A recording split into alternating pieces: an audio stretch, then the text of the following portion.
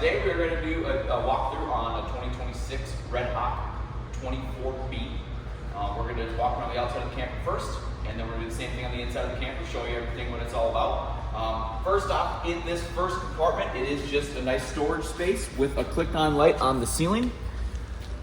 In the compartment, you do have two low point drains, one for your hot water line, one for your cold water line.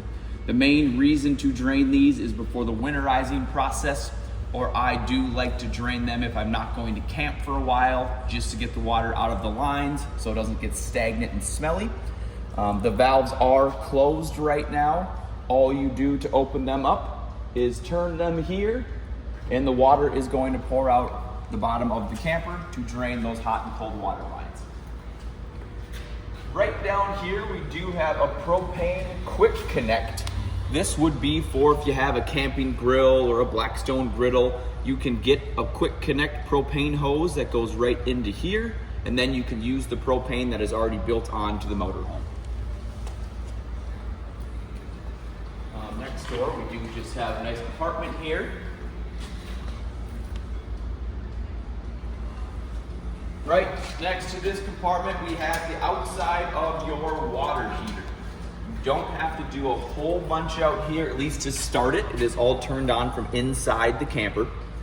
We do have, right down here is where your drain is for the water heater. There is a plug that just goes right on here, screws right on to keep the water in the water heater. We do suggest you drain this again before the winterizing process, just so all the water's out of there. Or again, if you're not going to camp for a while, I do like to drain my water heater so water's not just sitting in there. Before I were to pull this plug off down here, we do have a pressure release right here. So what you would do is just open this up. You're going to hear some air spit out of there, maybe a little bit of water. That just gets all the pressure out of the water tank before I pull the plug.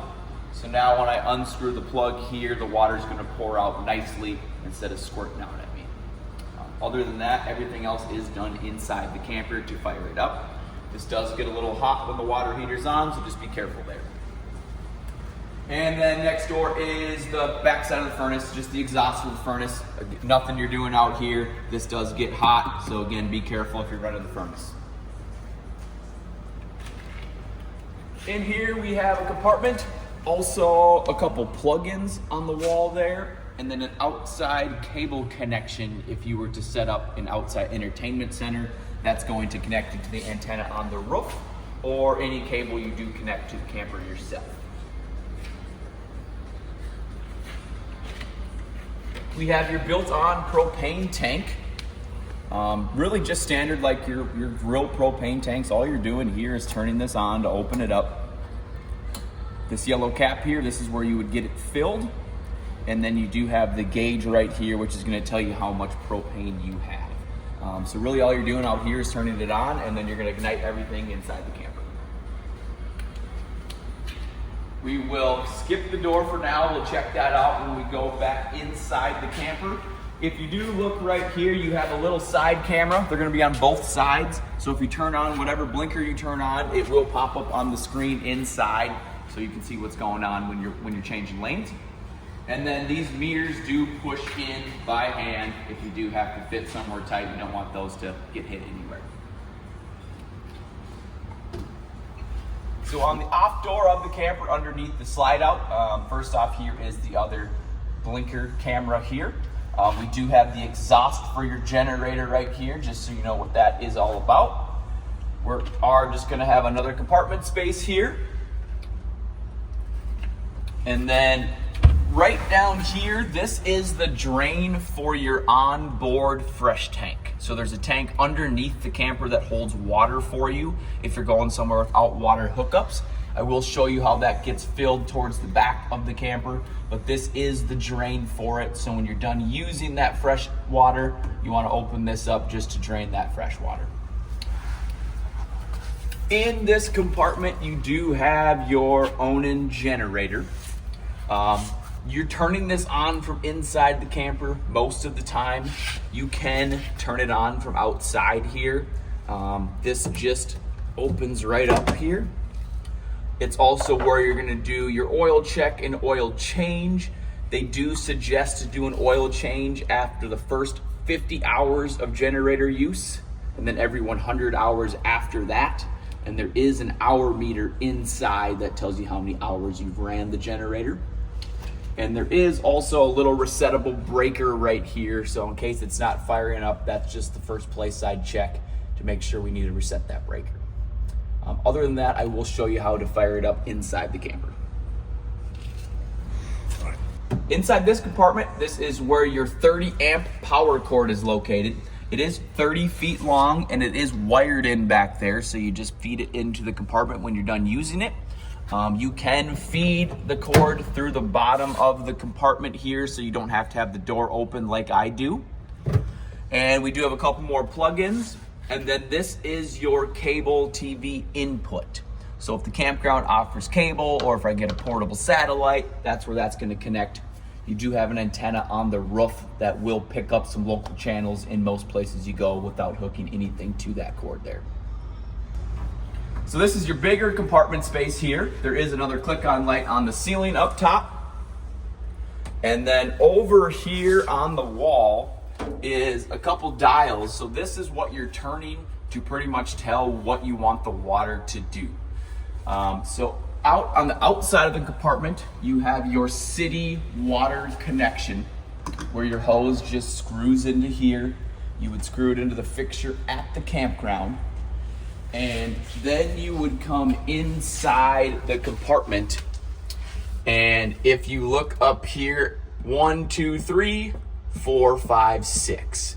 So we would want to be on city fixtures. That would be just hose hooked up at the campground, constant water to the camper. So I want these dials on. I want one on 2, which is facing up. Then I want this one on 6, which would be facing to the right. And again, I would have constant water every time I turn on a sink or flush the toilet. If I want to fill my onboard fresh tank, because I'm going somewhere without any water hookups, my hose would still go into the same spot, the city water connection.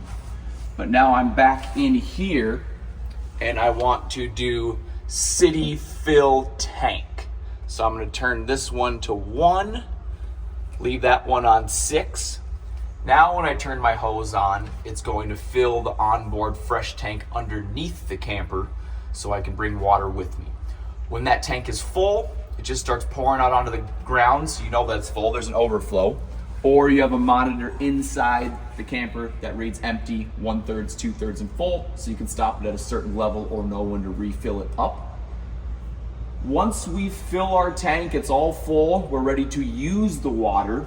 We are back in here and we have to turn it to normal, which is 3 and 5, and now we can turn our water pump on, which I'll show you inside the camper, to actually use the water out of the tank.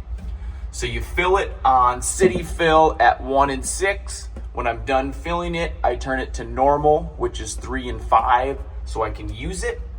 If I am just on city fixture constant water hose, I just leave it on 2 and 6. You will see there's a country fill and sanitize, and then winterizing. You are actually winterizing, pumping in your antifreeze from out here with the hose through your city water connection. So fuel station, unleaded fuel only, simple fill up just like your vehicle's gonna be. Down here is your dump station. So we have a gray tank, which is just soapy, dirty water that you're using. That valve is open right now, so I'll push that closed. And then we have a black tank, which is your toilet, which I will push that closed too. You will see this cap hanging off here. It screws right on or snaps right on just for traveling down the road. Your sewer hose will also connect just like this cap does. So you just push it on, turn and twist, so it locks on these notches here. You would have your sewer hose into the dump station at the campground or wherever you're dumping your tanks. And then I like to dump my black tank first. So I'd have my sewer hose connected. I would come here and pull my black tank valve out. That's going to dump everything from my black tank. So once you hook your water hose to the black tank flush, turn it on. From the pressure of the water hose, there is a nozzle in the black tank that spins around and cleans it out for you. I do want to make sure my black tank is open, make sure it's empty, and then do my tank flush just to clean it out. I would try to do that every time I have water hookups at the dump station. That's just going to keep the sensors and smells out of the tank there. Once I'm done with my black tank and my tank flush, I'm going to close this back up and I'm going to pull and dump the gray second. Again, that's just soapy, dirty water. So that's going to kind of rinse out your sewer hose for you after you've dumped your black tank. Right up here, we do just have an outside shower, hot and cold. Little shower head that comes out. It does hang right here, so if you're rinsing off pets, feet, whatever else, you don't have to hold it. They do also give you a water pump button on the outside of the camper. That's mainly for if you're doing your winterizing out here, instead of having to run inside to turn the water pump on, you do have the pump switch out here also. Well, and then one thing I did want to mention on your city water connection and your black tank flush, we do suggest you use something called a water pressure regulator. It's a little brass piece that you would screw to the hose or to the fixture at the campground. What that does is just make sure the water pressure doesn't get above what this can handle, which is about 50 PSI max. So it's more just a protection of the camper. So I would suggest use a water pressure regulator. And then you do want to use a separate hose for your black tank flush. It is the black tank, so I would use a city water hose just for my water, my fresh water, and then have a separate hose when I'm doing my black tank flushes to keep everything clean. Right down the bumper, the cap does pull off. There is caps on both sides. This is where we can store our sewer hose. When we're not using it, no one wants to deal with it, throw it in the bumper, get it out of the way, and then we can put the cap back on for travel. You do have roof access. We do suggest you get on the roof at least a couple times a year. The roof is 100% walkable. The reason you want to get up there is because you have sealant around all your vents up there. You want to check the seals. If there's any cracks in the seals, get those resealed up so we don't have any water leak problems. Also, this does have a rubber roof. Rubber is going to dry out over time just from sun. So to protect against that, so it lasts long for you, there is a rubber roof wash, which is also a conditioner. So you get up there, you wash the roof, it's going to condition it also with that chemical and keep it from getting cracked and brittle over time. So I would do that once a year, but then also get up on the roof a couple times a year just to make sure everything's looking good. We do have your receiver back here. You can use it just for a bike rack or a tray, or because it's a motorhome, we can double tow. So we could hook a trailer, we could do a flat tow. You have multiple options to tow vehicles, trailers, bikes, all kinds of good stuff with this receiver back here. And there is the wiring. We have the 7-way and the 4-flat ready to go.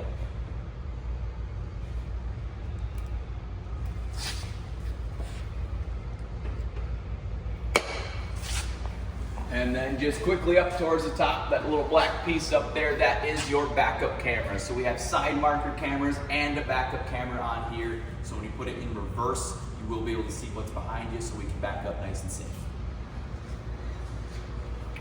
And license plate will just connect right here when you get your license plate for your new camper. So now we're gonna go inside on the Redhawk 24B and go over everything in there. So right inside the door here on the cabinet and above, this is kind of your main control panel. We're gonna start with the awning, which is just labeled awning, so nice and easy. The awning does run just off your battery, so you don't have to be plugged in. The engine does not have to be on. And it's just a simple in and out. So we're gonna hold out on the awning, and here it comes. If you let off the switch, it just stops, or we can just keep holding out until we get it all the way out. Comes off the camper 8 feet.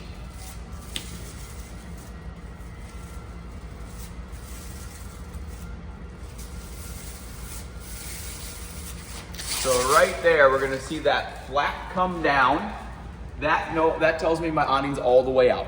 If I keep holding out with it, the awning does just roll up backwards. So it's not gonna hurt anything. It's just not the best way to put it away. So once you see that flap come down, just let off the switch and my awning is out all the way. And then over here, actually on both sides of the awning, you can do this. But say it's raining outside, you want the water to come off one side of the camper, we can pull this bar down, and that pitches the awning just a little bit, so now we have the water running off one side instead of cooling up on top. And again, you can do this on both sides. Before I roll it back in, I just want to make sure this bar is nice and straight, and now I can roll my awning back in.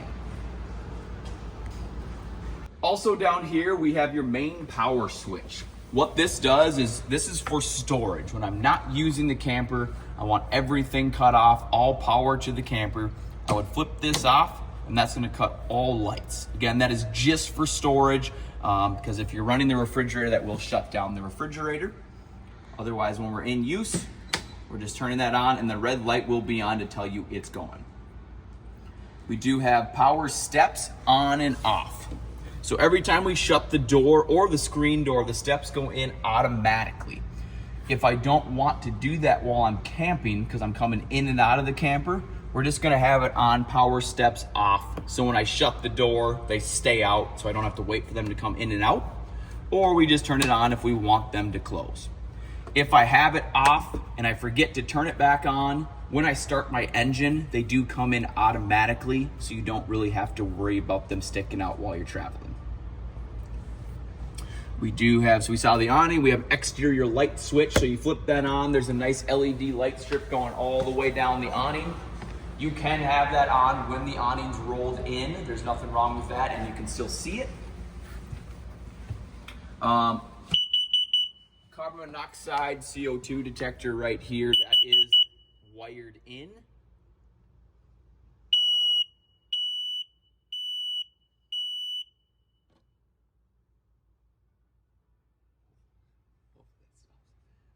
Here is your solar power remote. So there is solar panels on this particular model, which are going to keep your battery charged. There's not much you really have to physically do here. The solar panel is on the roof. It's connected. It's keeping your battery charged. You can scan through here. It will show you your battery voltages and everything like that, but you don't have to turn it on, turn it off. This is just the charge controller for the solar panel. And then we do have a leveling system on this particular one also. You do have to have your engine on to fire this up. What we'll do here is we will go through the rest of the camper and we'll turn the engine on, and I'll quick show you how to fire that up. And then up here is the rest of your controls. So first off, you're gonna see generator. This particular one has been ran for 0.5 hours. That's the hour meter. Again, we do suggest to get an oil change on the generator after the first 50 hours and then every 100 hours after that. So keep an eye on the monitor. And then to start your generator, it's gonna say start and stop. What you wanna do is actually push this button down to stop and hold stop first. What that's doing is priming my generator. You see the red light kicked on, so my generator's primed. I'm going to then hold start, and the generator is gonna fire right up to give me my power. This generator runs everything in the camper, just like you're plugged into shore power. So if we're in the middle of nowhere, we wanna run the air conditioner, everything in the camper, that's the good benefit of the generator there. Underneath we have slide one. There's just one big slide out here. That is just simple extend and retract. So if we want to extend the slide out, we are just holding extend here, and the slide out's gonna come all the way out to open up your big living space. You do wanna hold that button until it's all the way out. It's just the best for the slide out motor not to stop halfway. So just hold that until the room's all the way out. Same thing when you're retracting it. Just hold that button until it's all the way in. It's just the best for the motor there. When we're doing the slide out, in and out, retract or extend, we do suggest you're not on the slide out. You can have a couple suitcases, bags on there, but just keep your body off the slide out. It's just, again, the best for the motor there while it's running. Here we're gonna have your levels of your tanks and your battery. So it reads empty, 1/3, 2/3, and full. If I click the battery button here, my battery is fully charged right now. My fresh tank is on E, Black tank is my toilet tank, which is on E, and my gray tank, soapy, dirty water, again on empty. So now we can keep an eye on our levels, know when to dump, know when to charge the battery, or know when we need more water. Also down here we have tank heaters. So there is a heat pad on your tanks. So if you're camping in early spring, late fall, and maybe it's getting a little chilly at night, we can flip this switch on, which is gonna keep our tanks somewhat heated so the water's not gonna freeze overnight. We do suggest, even if it's below freezing for more than 24 hours, even though you have the tank heaters, we do suggest no water in the tanks. It's just the safest way to go about it. Next to the tank heaters, we have that water pump switch. The main reason for the water pump switch is for my fresh tank. So I'm filling my fresh tank, it's just sitting underneath the camper, so we need a way to actually get it siphoned out of that tank. We're gonna turn the water pump on. That's actually going to pressurize the system and allow me to use the water out of the tank. If I'm hooked to a city water hose where I have constant water, that is already pressurized, so you don't need the water pump. Again, that is just for your fresh tank. And last thing on this panel is your water heater. Runs on gas, propane, or electric. So what you want to do is get water going through the camper first. That automatically fills the water heater. What I like to do, just to be safe, I have water hooked to the camper. I come to my kitchen sink, I turn on the hot side of the sink and wait for a nice steady stream of water coming out of the hot side. That tells me my hot water heater is full. And now I can come over here and turn on gas or electric to start heating up my hot water. Coming over here in the kitchen, we do have your nice sink here. All your shades going through the camper will just be the simple push up, pull down. You do have a charging port here, so you could just rest your phone on top of here to charge it. Or if you pop it up, there is some USB plugins on it there. There we go. So outlets and USB and a micro USB. Nice full size microwave. That is just your standard microwave, just like you'd see at home. And now coming to your cooktop and oven. This is just a glass top to kind of extend your countertop space. So when we are cooking, just make sure this folds over here. Everything is self-ignition, so it's nice and easy. We have an on-off button, so we're gonna turn this on. Blue lights are gonna kick on here. And then we have burners. You can see which burner it's actually turning on. So all I'm gonna do is turn this to high and push and hold, and it's going to self-ignite. Make sure your propane is on. That's what's gonna get it going. But all you're doing is turn it to high, push and hold, and choose whatever burner you would like. So we have your 3 burners here, and the last one is your oven.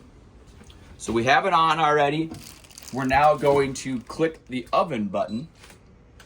And then for this one, we're gonna turn it to pilot, push and hold, and in the back of the oven, you would see a little flame pop on back there.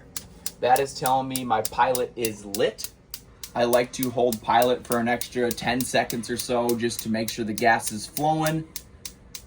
Let off, turn it to auto, and now I can come over here and actually adjust my temperature up and down. So say 360 is what I want. You let off the switch and the whole tube at the bottom of the oven here will now fill up with flame and start heating up the oven to whatever I chose. When I'm done, I can simply just turn this to the off position and then come here and push on off, and now everything's shut down, no propane's being ran. One thing just to keep in mind, if we did cook on here, make sure this is cooled down before I put my glass top back down. Over here to the refrigerator, it is a 12-volt refrigerator, so it does run solely off my battery. It only takes about an hour to fully cool down, so they're really efficient. For the freezer, we have the temperature control up here. It's nice and simple. We're just turning this to coldest or colder. So we turn it to the right, that's a little bit less cold. Or if we turn it all the way to the left or in the middle, that's just making the freezer colder. And then down to the refrigerator.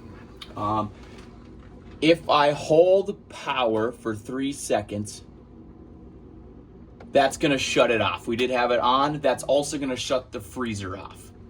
If I wanna turn everything back on, I'm going to, again, hold that for 3 seconds.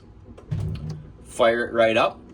And then we have the snowflake right here. So we have 1, 2, 3, 4, and 5 for the coldest. If I hit that, we're on 2. They do suggest 2 is a good off-grid number, so we're not drawing so much battery power. Other than that, you can just pick and choose whatever you want. 5 is again going to be the coldest. That's going to cool it down the fastest. So if it's off, I'd have it on 5 when I turn it on, just to fully cool down to get it going for camping. Then all these shelves can be moved up and down, taken in and out, whatever you want to do there. And just make sure I get a good click on the door here, just so it's held in during travel while I'm going down the road. Coming into the bathroom, we do have a couple light switches, so just the bath light here, and then the fan switch right here for the fan, which we then do crank open by hand to get good airflow coming in. We do have another switch up here which would turn the fan on and off, but then it is not with the switch anymore, so I would just use the switch on the wall. The toilet is a foot pedal flush, so you have the pedal right here. Halfway down on the pedal would fill the bowl with water. All the way down would open the hole, and water continuously comes out to flush everything down. We do suggest you use RV specific toilet paper. That just breaks down in the tank a lot better. And then we do suggest you use toilet chemical. What that is when I get to the campground, I have an empty, fresh black tank. I always want to start by either dumping some liquid down, or they make little pods. Put one of those down the toilet into the tank, put a little water in there with it. That just helps break things down and helps with smells as we're using the tank while we're camping. Do that every time you start with a fresh black tank. Always start with toilet chemical. And then we just have good storage going throughout. In the shower here, they do give you an extra hanging rod. So that's not for showering. You can kind of double this as a hanging closet when we're not using the shower. This does remove if we don't want it in there. And then we have your simple shower head. This does turn off by clicking this way. That is for, say I'm using my fresh tank, I don't want to use all my water, or if I don't have a bunch of hot water, I can turn this off while I'm showering so it's not constantly coming out, wasting all my water.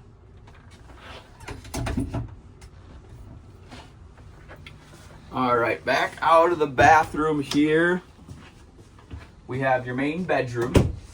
One thing to for sure keep in mind, the slide out is all the way out right now. This bed does flip and fold about 3/4 of the way down. This is how you want the mattress when I'm bringing my slide out back in. Otherwise it would hit the wall here. So again, on the 24B, just make sure your mattress is flipped up when I'm bringing the slide out back in. While I have this up, we do have a little storage underneath there. Lots of storage over here. Shade, storage above. We do have, the main thing over here is in this panel, we have your resettable breakers, which are labeled here on the sticker. And in here, we have all of our fuses. So on this particular one, we're running pretty much all 15 amp fuses. And then we do have a couple 30 amp resettable fuses. I would just always have some extra fuses on hand just to make sure. Pretty much if something's not working, this is where I'm coming first to see if I have to reset a breaker or change a fuse and get things rolling again. So on the wall here, you will see the TV bracket location. There is a big 12x12 backer right here, so we could mount a TV here in the bedroom. Really any TV mount does work. If we are getting a swivel mount, just make sure it clicks into place for travel. And then we have our plugins and our cable connection to connect us to the on the roof antenna. Also right here, this is your thermostat for the camper. For air conditioner, heat, fan, it is nice and simple. So I have it on off right now. If I want to just run the fan, I'm just going to turn it to the fan setting, and that's just going to turn the fan on coming from the AC unit just to circulate air. If I want it for air conditioner, I'm going to turn it to cool. If you do see down here, we have fan high, fan low, or fan low and high auto. The auto setting for me, I think, is the easiest because that's actually going to hold whatever temperature you choose. So I have it on auto high right now for fan. I have it on cool for air conditioner. And now I can turn my dial here and adjust the temperature for however I want to. When I have my air conditioner on, if we come over here to the middle, this is your air conditioning unit. We have 2 flaps we can open up here. The air would just pour out right here in the middle. It's the dump system. If I close it, then we have ducts on the ceiling, which will force the air and actually go throughout the whole entire camper, and you can close and open those ducts. Also up here we have 2 filters. They're nice and clean and black right now. You will see them getting a little dusty and dirty. You just pop them down, clean them, and you can put them right back up. They're reusable. Back over to the thermostat, and then the last setting would be heat. That is propane only, and heat comes out down towards the floor.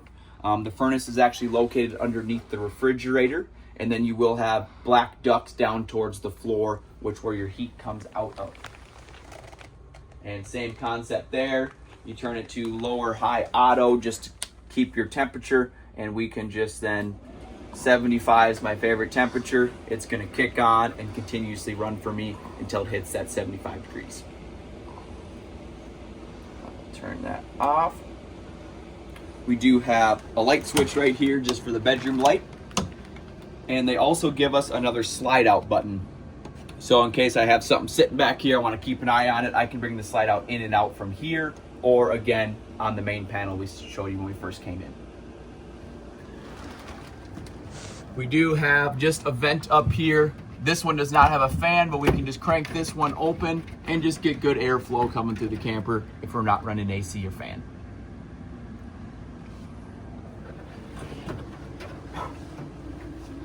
On the back side of the bed here, we have a side window, which is just gonna open by pushing these 2 tabs in and pulling up. Or we have an emergency exit. So in case we did ever have to get out of here, the screen does just pull right out. You lift up and you push all the way out. The window's on a hinge, so you can flip it up and get out of there if necessary. Otherwise, you can latch it right here in the middle, and now we just have a normal operating window. So it's emergency exit or just a standard window for you.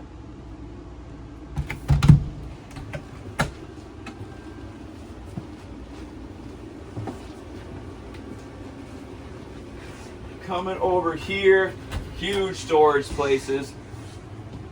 You will see this extra cushion right here. That is for your dinette. So the table does drop down flat to make into a bed, which I'll show you here in a second. And then this is the cushion that makes it into the bed. So when you have it up as a dinette, you're not using the cushion here, or when you use it for the bed, you have the cushion. Talking about that here. So we have your normal dinette. You can travel with the dinette up or down. It's really up to you on that one. And we do have seat belts going around the dinette too for travel. And when you're camping, these seat belts can be tucked in down below just so you don't have to sit on them. If we do want to make this into a bed, we have the tabletop here, which does have a little set screw underneath. So what I would do if I have it tight, I'm just going to loosen that up, which then swivels the table. So if I wanted the table a different way, I could do that. Or I'm going to just pull this off. This bar here just kind of wiggles out of the floor. And then this would sit down you have a platform going all the way around there that the table just sits in between. And now I can come back to the cushion I took out of the closet, fill in that center, and we have another bed. Coming over here, you will see light switches throughout the camper. We have the main switch when we first walked in. Otherwise, we do have light switches to turn on other lights going throughout the camper. These windows are just simple crank open windows. I would have those in during travel, just so they're not catching wind or anything. Coming over here, we do have another light switch, just to turn on those cap lights. And then, as you see, this one does have the nice front window, and there is a shade on it. It's a power shade, so we have a button right here. We're just gonna hold that down, and the shade's coming down, and I can let off and it will stop. Or if I want it open, I'm just opening that up. And then, as you can see, this is another bed up here. They do give you a safety net, so if someone's sleeping up here, if you have cargo up here, nothing's coming out. You have the buckles up here, so it's kind of like a seat belt. We're just gonna push and unlatch that. And then we have a hook down here that it actually hooks to. But if I want to fully remove that, I do that, do the other button, and the other hook right here. And now we can remove this and store it in the closet or store it up here if I'm not using it. As you'll see, this is flipped over right now just to give you more headroom while you're driving or if you're not using the bed. If you want to make it into the bed, all you're doing is flipping this cushion over. It's just wrapped up in plastic right now. So it flips over and drops down, and now we have the full, pretty much queen size bed up top here for that third bed. There is plugins and USBs up top here, so we have more plugins and cup holders. And then we have our smart TV location right up top here. So underneath your entertainment center, you do have your JBL speaker. We have the power button here to turn it on. This button here is going to scan through everything. So we're on just AM, FM radio right now.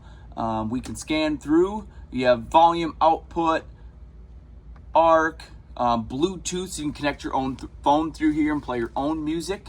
You do also have Zone A and Zone B settings. What that means is Zone A is for the inside speaker, which is your JBL bar. If you do turn it to Zone B, you have two outside speakers, so you can fade the music inside and out.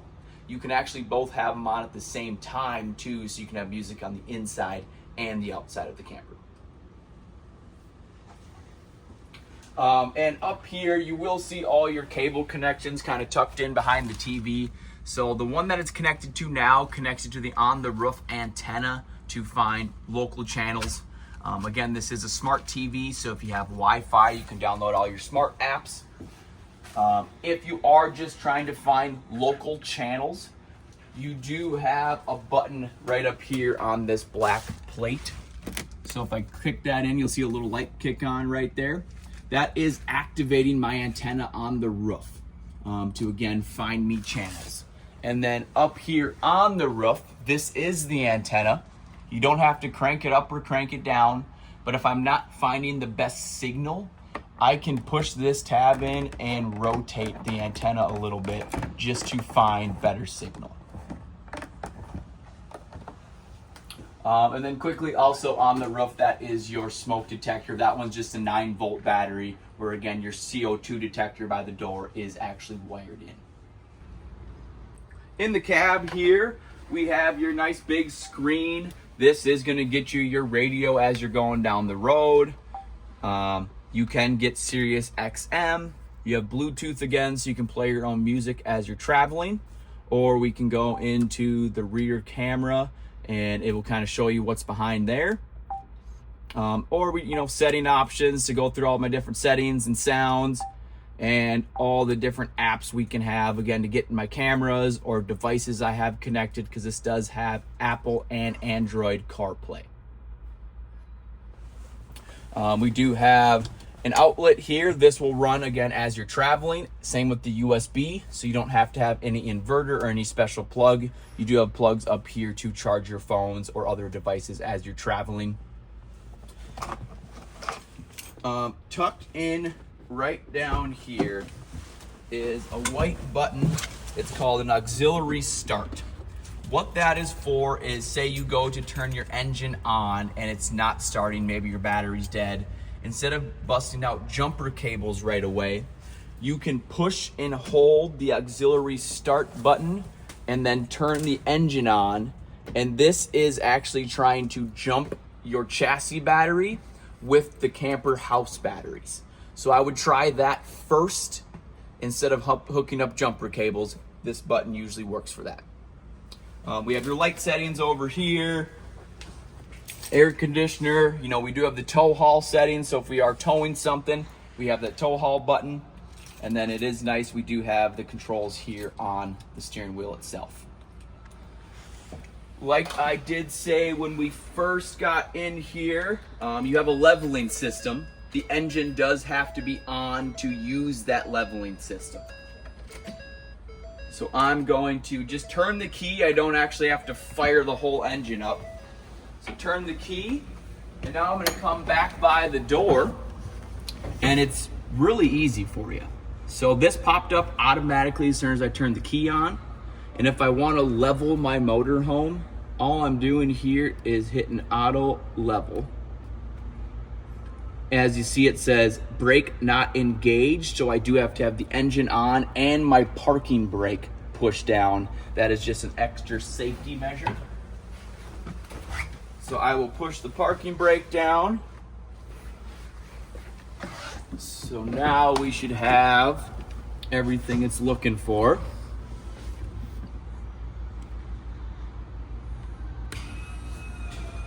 So parking brake's on, engine's on, I hit auto level, and it's doing its thing.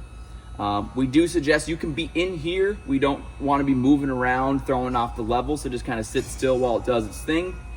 If we do have to stop it for any safety reasons, you can just push that stop button there and it will stop automatically. Otherwise, it will just keep going until the motorhome is fully level. All right, so that was your walkthrough on the 2026 Redhawk 24B. If you have any questions, please feel free to give Hilltop calls at Rochester, Fridley, Brainerd, and Alexandria.